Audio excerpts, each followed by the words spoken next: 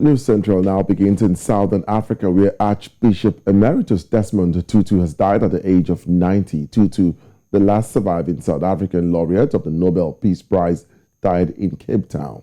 President Cyril Ramaphosa, in a statement, said the passing of Archbishop Emeritus Desmond Tutu is another chapter of bereavement in the nation's farewell to a generation of outstanding South Africans who have bequeathed them a liberated country. Tutu, the former Archbishop of Cape Town, won the 1984 Nobel Peace Prize for his work in trying to reconcile warring communities during apartheid.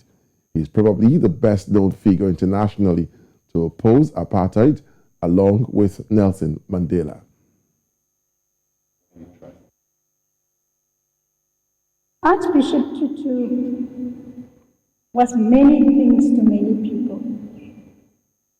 He was a pastor, he was a spiritual leader, he was an activist, a healer.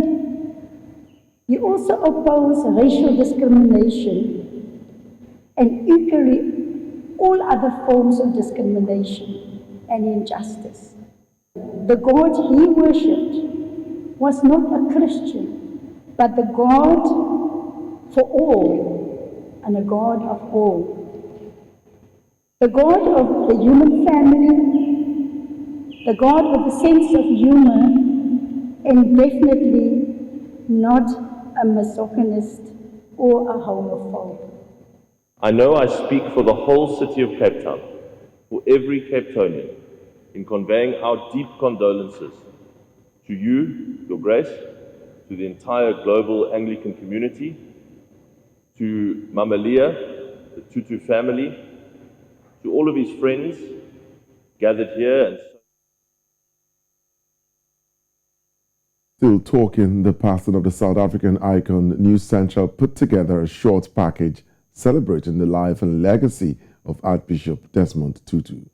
The only hope we have. Long hailed as South Africa's moral compass, Archbishop Desmond Tutu never shied away from speaking out. His tireless work against apartheid earned him a Nobel Peace Prize in 1984.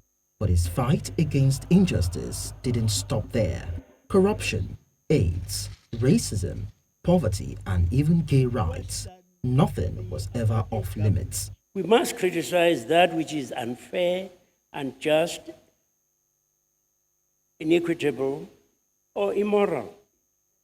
Feared by some, respected by many, even Tutu's allies were fair targets, including longtime friend Nelson Mandela.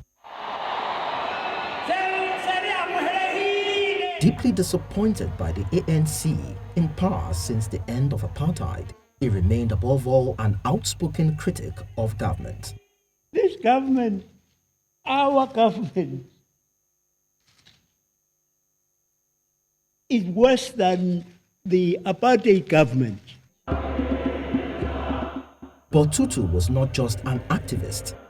Born in 1931 in a small gold mining town in the Transvaal, he went on to become the first black head of the Anglican Church in South Africa.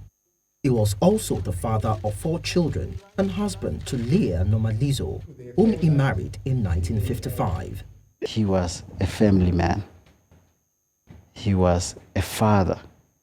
He was a grandfather to not only his family, but to the many children that he touched around the world.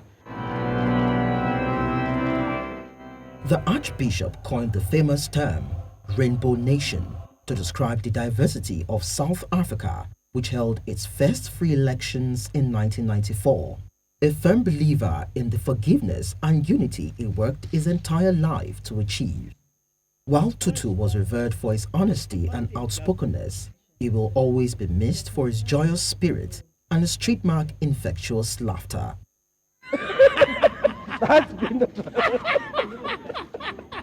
Adieu, Archbishop Emeritus Desmond Tutu.